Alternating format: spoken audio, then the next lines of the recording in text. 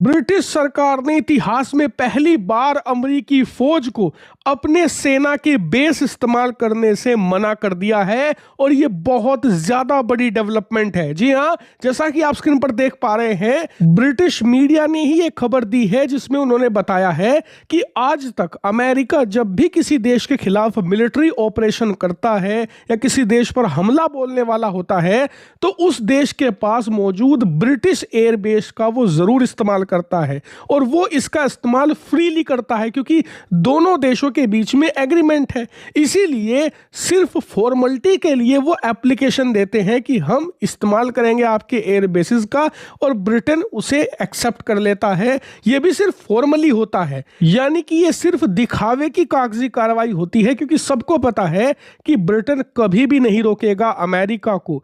लेकिन इस बार जो हुआ उसने अमेरिका को अंदर तक हिलाकर रख दिया है। दरअसल हुआ ये कि पिछले 2 हफ्तों से अमेरिका अपने बड़े से बड़े हथियार ईरान के करीब तैनात कर रहा है क्योंकि अब अमेरिका किसी भी वक्त ईरान पर हमला बोल सकता है और इस बार सिर्फ हवाई हमला नहीं होगा, ना ही सिर्फ सर्जिकल स्ट्राइक होगी, बल्कि एक कंप्लीट युद्ध होगा। और इसी युद्ध में सबसे अहम हो जाता है ब्रिटेन का डिएगो गार्सिया। आप स्क्रीन पर देखिए, हिंद महासागर के बीचों बीच ये एयरबेस है और ये अमेरिका के लिए बहुत क्रूशल है क्योंकि अमेरिका के जितने भी मिडिल ईस्ट में एयरबेस हैं उन सब पर दुश्मनों की नजर रहती है। वहां से जब भी कोई विमान उड़ान भरता है तो दुश्मनों को पता लग जाता है कि अमेरिका हमला करने आ रहा है, इसीलिए या तो वो छुप जाते हैं या उसके खिलाफ तैयार हो जाते हैं।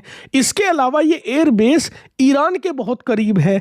ईरान जब चाहे इन पर मिसाइल हमला करके अमेरिका के सबसे एडवांस हथियारों को तबाह कर सकता है जो कि अल्ट्रा एक्सपेंसिव है। इसीलिए डिएगो गार्सिया करीब भी है और सेफ भी है। यहां से अमेरिका ईरान छोड़िए पूरे अरब वर्ल्ड में किसी पर भी हमला कर सकता है, लेकिन कोई भी अरब देश यहां पर अमेरिकी हथियारों को निशाना नहीं बना सकता, ना ही इसकी जासूसी कर सकता है जिससे कि आप सरप्राइज अटैक भी कर सके। इसीलिए डिएगो गार्सिया गेम चेंजर है, लेकिन ये अमेरिका का नहीं है। डिएगो गार्सिया दरअसल मॉरिशस की जमीन है और मॉरिशस था पहले ब्रिटेन की कॉलोनी जैसे कि भारत था, लेकिन ब्रिटेन ने मॉरिशस को